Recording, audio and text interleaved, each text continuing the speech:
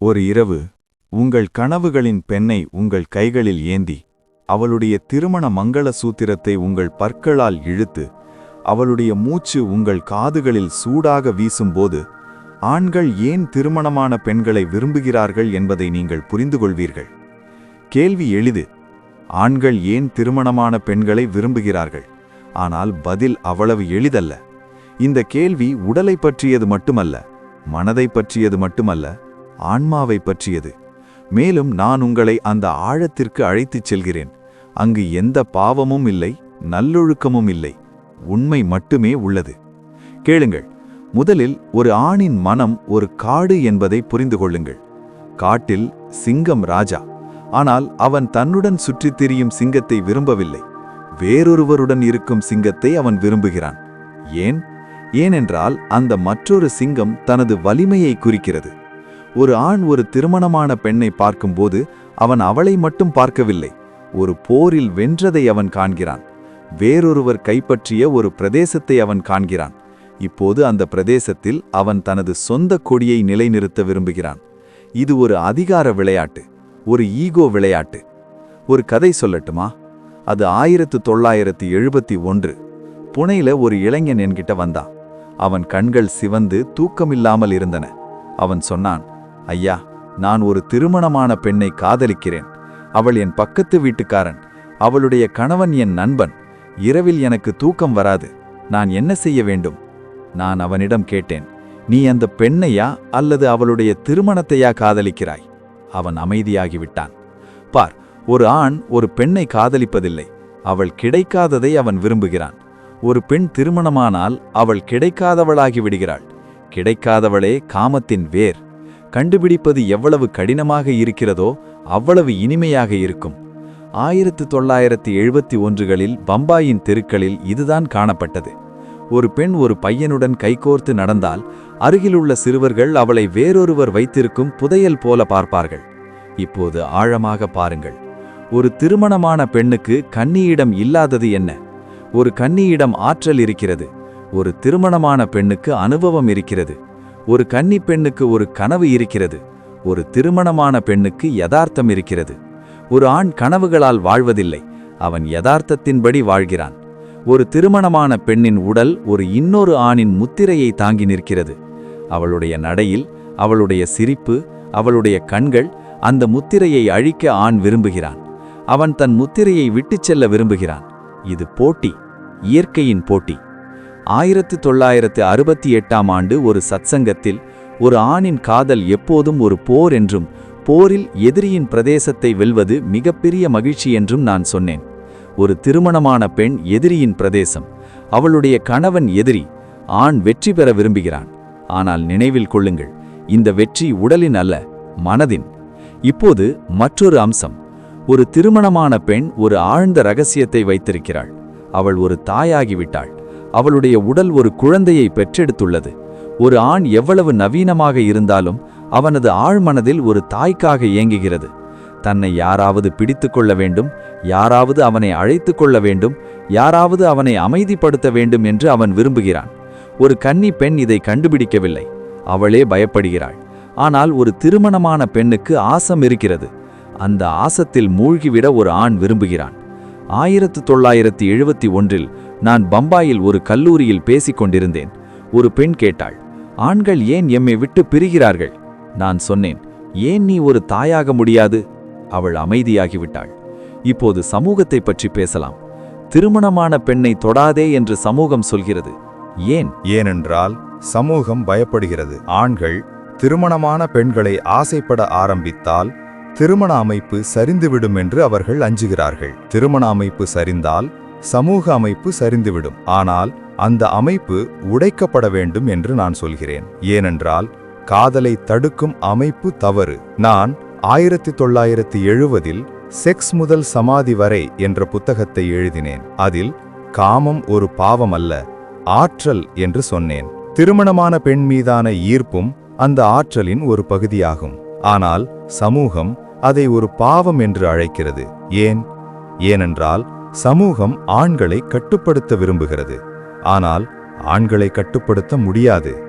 ஆண்கள் காட்டின் சிங்கங்கள். இப்போது 1971 மற்றொரு கதை. ஒரு துறவியனிடம் வந்து, நான் பிரம்மச்சரியத்தை கடைபிடிக்கிறேன், ஆனால் இரவில் திருமணமான பெண்களை என் கனவுகளில் பார்க்கிறேன் என்று கூறினார். நான் சொன்னேன், அவர்கள் உங்கள் கனவுகளில் வரட்டும், கனவுகள் நிஜம். உங்கள் மனம், உங்கள் ஆற்றல் அடக்கப்பட்டதாக சொல்கிறது. அவர் அழ ஆரம்பித்தார். பாருங்க, ஒரு ஆணின் மனதை அடக்க முடியாது. நீங்க அதை எவ்வளவு அடக்குகிறீர்களோ அவ்வளவு அதிகமாக அது வெடிக்கும். திருமணமான பெண்களை நோக்கி வெடிக்கும். ஏனென்றால் அவர்கள் பாதுகாப்பாக தெரிகிறார்கள். ஒரு கன்னிப்பெண் திருமணம் மற்றும் பொறுப்பின் ஆபத்தை சுமக்கிறாள். ஆனால் ஒரு திருமணமான பெண் இன்பத்தை மட்டுமே சுமக்கிறாள், எந்த பொறுப்பையும் சுமக்கவில்லை. அவள் ஏற்கனவே வேறொருவருக்கு சொந்தமானவள். அதனால் அந்த ஆண் நினைக்கிறாள், நான் இன்பமடைந்து விட்டு ஓடிவிடுவேன் என்று. 1971 நான் ஒரு தியான பயணத்தை ஏற்பாடு செய்தேன். ஒரு ஜோடி அங்கு வந்தது. கணவர், என் மனைவி வேறொருவருடன் தூங்க விரும்புகிறாள் என்றார். நான், சரி, ஆனால் முதலில் நீங்கள் இருவரும் தனித்தனி அறைகளுக்குச் சென்று இதை ஏன் விரும்புகிறீர்கள் என்று சிந்தியுங்கள். 3 நாட்களுக்கு பிறகு மனைவி வந்து, எனக்கு வேண்டாம் என்றாள். இதை செய்வது என்னை விடுவிக்கும் என்று நினைத்தேன். ஆனால் இப்போது சுதந்திரம் வெளியே இல்லை, உள்ளே இருக்கிறது என்பதை நான் புரிந்து கொள்கிறேன். ஒரு ஆண் திருமணமான பெண்ணை விரும்புகிறாள், ஏனென்றால் அவள் சுதந்திரத்தை அடையாளப்படுத்துகிறாள். வேறொருவரின் மனைவியை கண்டால் அவன் சுதந்திரமாக இருப்பான் என்று அவன் நினைக்கிறான். ஆனால் இது ஒரு மாயை. சுதந்திரம் ஒருவரை கண்டுபிடிப்பதில் இல்லை, ஆனால் தன்னை இழப்பதில் உள்ளது. இப்போது உடலை பற்றி பேசலாம். ஒரு திருமணமான பெண்ணின் உடல் கன்னிப்பெண்ணின் உடலை விட வேறுபட்டது. அதற்கு ஒரு ஆழம் உண்டு. அவளுடைய யோனி இன்னொரு ஆணின் உடலை அனுபவிக்கிறது. அந்த ஆழத்தை ஆண் தொட விரும்புகிறான். அவன் அந்த அனுபவத்தை அழிக்க விரும்புகிறான். அது காம விளையாட்டு. ஆனால் அதுவும் ஒரு ஆபத்தான விளையாட்டு. ஏனென்றால் நீங்கள் ஒரு திருமணமான பெண்ணுடன் தூங்கியவுடன் உங்கள் மனம் என்றென்றும் மாறிவிடும். நீங்கள் ஒற்றை பெண்களால் சலித்து விடுவீர்கள். நான் ஒரு இளைஞனிடம், நீங்கள் ஒரு திருமணமான பெண்ணுடன் தூங்க விரும்பினால் முதலில் அவளுடைய நினைவுகளை தாங்க முடியுமா என்று சிந்தியுங்கள் என்று சொன்னேன். அவர், என்ன நினைவுகள் என்று கேட்டேன். ஒரு திருமணமான பெண் ஒரு உடல் மட்டுமல்ல, அவளுடைய கணவன், அவளுடைய குழந்தைகள், அவளுடைய வீடு மற்றும் ஒரு ஆண் அந்த உலகத்தை வெல்ல விரும்புகிறாள். ஆனால் வென்ற பிறகு என்ன? வென்ற பிறகு வெறுமை. ஏனென்றால் அந்த உலகம் அவனுடையது அல்ல, அது வேறொருவருக்கு சொந்தமானது. இப்போது மற்றொரு அம்சம். ஒரு திருமணமான பெண் குற்ற உணர்வை கொண்டிருக்கிறாள். அந்த குற்ற உணர்ச்சியை ஆண் விளையாடுகிறான். அவள் பயப்படுகிறாள் என்பது அவனுக்கு தெரியும். பயமும் காமமும். பயம் அதிகமாகிறதோ காமம் அதிகமாகிறதோ? திருமணமான பெண்களுக்குத்தான் அதிக பயம் இருக்கும். அதனால்தான் ஆண்கள் அவளை அதிகம் விரும்புகிறார்கள். ஆனால் ஒரு உண்மையை சொல்கிறேன், இந்த ஆசை தற்காலிகமானது. ஒரு ஆண் திருமணமான பெண்ணை கண்டுபிடித்தவுடன் அவன் சலிப்படைகிறான். ஏனென்றால் அவள் இனி கிடைக்காது. இப்போது அவள் கிடைக்கிறாள். கிடைப்பது காமத்தை கொல்லும். இது 1971ஆம் ஆண்டுகளின் பம்பாய் படங்களில் சித்தரிக்கப்பட்டது. ஹீரோ கதாநாயகியை கண்டுபிடித்து அவளை மணக்கிறான். பின்னர் கதை முடிகிறது. ஆனால் நிஜ வாழ்க்கையில் கதை அங்கேயே தொடங்குகிறது. பெண் கிடைக்கும்போது ஆணின் கவனம் வேறு இடத்திற்கு மாறுகிறது. பின்னர் அது மற்றொரு திருமணமான பெண். இது ஒரு முடிவற்ற சுழற்சி. ஆண் ஓடிக்கொண்டே இருக்கிறான். சில நேரங்களில் ஒரு கன்னியை தேடி, சில நேரங்களில் ஒரு திருமணமான பெண்ணை தேடி. ஆனால் அவன் ஏன் ஓடுகிறான்? ஏனென்றால் அவன் தன்னை விட்டு ஓடிக்கொண்டிருக்கிறான். நான் உனக்கு ஒரு தியானத்தை சொல்கிறேன். ஒவ்வொரு இரவும் படுக்கைக்குச் செல்வதற்கு முன் 10 நிமிடங்கள் உட்கார்ந்து கொள். கண்களை மூடிக்கொண்டு உங்கள் மனதில் என்ன நடக்கிறது என்பதை கவனியுங்கள். ஒரு திருமணமான பெண்ணின் முகம் நினைவுக்கு வந்தால் அது வரட்டும். ஆனால் அதை பிடித்து கொள்ளாதே. அவளை பார்த்து கேளுங்கள், நீ யார்? பதில் இயல்பாகவே வரும். 1971ஆம் ஆண்டு ஒரு சத்சங்கத்தில் காதல் என்பது தியானம் என்றும், ஒரு திருமணமான பெண்ணின் மீதான ஈர்ப்பும் தியானமாக மாறக்கூடும் என்றும் நான் கூறினேன். நீங்கள் அவளை ஒரு உடலாக மட்டும் நினைக்கவில்லை என்றால், நீங்கள் அவளை ஒரு கண்ணாடியாக நினைத்தால், உங்கள் ஈகோவை காட்டும் கண்ணாடி. இப்போது பெண்களை பற்றி பேசலாம். ஒரு திருமணமான பெண் ஏன் ஒரு ஆணை விரும்புகிறாள்? ஏனென்றால் அவளுடைய கணவனால் அவளை நிறைவேற்ற முடியாது. ஒரு கணவன் ஒரு அன்றாட நிகழ்வாக மாறுகிறான். தினமும் சலிப்பு என்றால் சலிப்பு. சலிப்பு என்பது காதலுக்கு எதிரி. ஒரு புதிய ஆண் புதிய உற்சாகத்தை, ஒரு புதிய வாசனையை, ஒரு புதிய தொடுதலை கொண்டு வருகிறான். 1968ஆம் ஆண்டு ஒரு பெண் என்னிடம், என் கணவர் நல்லவர், ஆனால் நான் சலித்து விட்டேன் என்று சொன்னாள். நான் சொன்னேன், சலிப்பு உங்களுடையது, கணவருடையது அல்ல. பாருங்கள், திருமணம் ஒரு சிறைச்சாலையாக இருக்கக்கூடாது. ஆனால் நாம் அதை ஒரு சிறைச்சாலையாக மாற்றியுள்ளோம். சிறையில் கைதி தப்பிக்க விரும்புகிறார். ஆணும் பெண்ணும். ஆனால் தப்பிக்க என்ன சாதிக்க முடியும்? அது வெளியே ஒரு சிறை. சுதந்திரம் உள்ளே இருக்கிறது. நான் உங்களுக்கு ஒரு கதை சொல்கிறேன். 1972ஆம் ஆண்டு ஒரு ஜோடி என்னிடம் வந்தது. அவர்கள் ஒருவரை ஒருவர் நேசித்தார்கள்.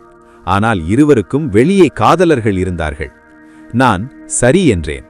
இப்போது நீங்கள் என்ன உணர்கிறீர்கள் என்று ஒருவருக்கொருவர் சொல்லுங்கள். அவர் அழத் தொடங்கினார். பின்னர் சிரித்தார். பின்னர், எங்களுக்கு வெளியே எதுவும் தேவையில்லை. காதல் உண்மையாக இருந்தால் எங்களுக்கு வெளியே எதுவும் தேவையில்லை. ஆனால் காதல் பொய்யாக இருந்தால் எங்களுக்கு வெளியே ஆதரவு தேவை. இறுதியாக, ஒரு ஆண் மரணத்தை சவால் செய்வதால் திருமணமான பெண்ணை விரும்புகிறான். திருமணம் மரணத்தை குறிக்கிறது, ஸ்திரத்தன்மை. மேலும் ஒரு ஆண் ஸ்திரத்தன்மைக்கு பயப்படுகிறான். அவன் மரணத்தை வெல்ல விரும்புகிறான். திருமணமான பெண்ணை கண்டுபிடிப்பது மரணத்தை வெல்வது. ஆனால் நான் சொல்கிறேன், மரணத்தை வெல்லச் செய்யாதே, மரணத்தை அழுவுங்கள். நீங்கள் மரணத்தை அழுவும்போது திருமணமான பெண்ணின் மீதான ஈர்ப்பு தானாகவே மறைந்துவிடும். ஒரு ஆண் திருமணமான பெண்ணை விரும்புகிறாள் ஏனென்றால் அவள் ஒரு கண்ணாடி. அவனது சொந்த பலவீனத்தை காட்டும் ஒரு கண்ணாடி. ஒரு கன்னிப் பெண்ணில் ஒரு ஆண் தன்னை ஒரு ஹீரோவாக கருதுகிறான். நான் முதல்வன், நான் கடைசிவன் என்று நினைக்கிறான். ஆனால் ஒரு திருமணமான பெண்ணின் முன் அவன் ஒரு ஹீரோவாக இருப்பதை நிறுத்துகிறான். அவன் ஒரு திருடனாக மாறுகிறான். வேறொருவரின் புதிசத்தை திருடும் ஒரு திருடன். திருடும் மகிழ்ச்சி தனித்துவமானது. இது 1971ஆம் ஆண்டு. நான் புனேவில் இருந்த கோரேகான் பூங்காவில் நடந்து கொண்டிருந்தேன். ஒரு பையன் ஓடி வந்தான். அவன், கடவுளே, நான் என் நண்பனின் மனைவியுடன் இரவை கழித்தேன். இப்போது எனக்கு குற்ற உணர்வு இருக்கிறது. நான், குற்ற உணர்வு வேண்டாம். குற்றம் பாவத்தின் சகோதரன். இப்போது என்ன நடந்தது என்று பாருங்கள். உண்மையிலேயே உனக்கு அந்த பெண் வேண்டுமா அல்லது அந்த இரவு வேண்டுமா? அவன் அமைதியாகிவிட்டான். பிறகு, அந்த இரவுதான். நான், இரவு முடிந்தது, இப்போது ஒரு புதிய விடியல் என்றேன். ஒரு ஆணின் மனம் இரவின் ஒரு உயிரினம். அவன் இரவில் விழித்திருந்து பகலில் தூங்குகிறான். திருமணமான பெண் இரவின் ராணி. பகலில் அவள் ஒரு மனைவி, ஒரு தாய், ஒரு மருமகள். ஆனால் இரவில் அவள் ஒரு பெண். ஒரு ஆண் இரவில் மட்டுமே வாழ்கிறான். இப்போது இன்னொரு மர்மம். ஒரு திருமணமான பெண்ணின் வாசனை வித்தியாசமானது. அவளுடைய தோல் அவளுடைய கணவனின் வாசனையை வீசுகிறது. அவளுடைய புடவை வீட்டின் வாசனையை சுமக்கிறது. ஒரு ஆண் அந்த வாசனையில் தன்னை இழக்க விரும்புகிறான். 1973இல் நான் ஒரு கவிதை எழுதினேன். ஒரு பெண்ணின் புடவையில் முழு பிரபஞ்சமும் மறைந்துள்ளது. திருமணமான பெண்ணின் புடவையில் 2 பிரபஞ்சங்கள் இருக்கின்றன. அவளுடைய சொந்தமும் அவளுடைய கணவரின் புடவையும். ஒரு ஆண் இரண்டையும் வெல்ல விரும்புகிறான். இப்போது குழந்தைகளை பற்றி பேசலாம். ஒரு திருமணமான பெண்ணுக்கு குழந்தைகள் இருக்கின்றனர். ஒரு ஆண் அவற்றை பார்த்து பொறாமைப்படுகிறான். ஏன்? ஏனென்றால் அந்த குழந்தைகள் அவளுக்குள் வேறொருவர் நுழைந்ததற்கான சான்று. அந்த சான்றை மனிதன் அழிக்க விரும்புகிறான். அவன் தன் விதையை அங்கே விதைக்க விரும்புகிறான். இது இயற்கையின் விளையாட்டு, இனப்பெருக்க விளையாட்டு.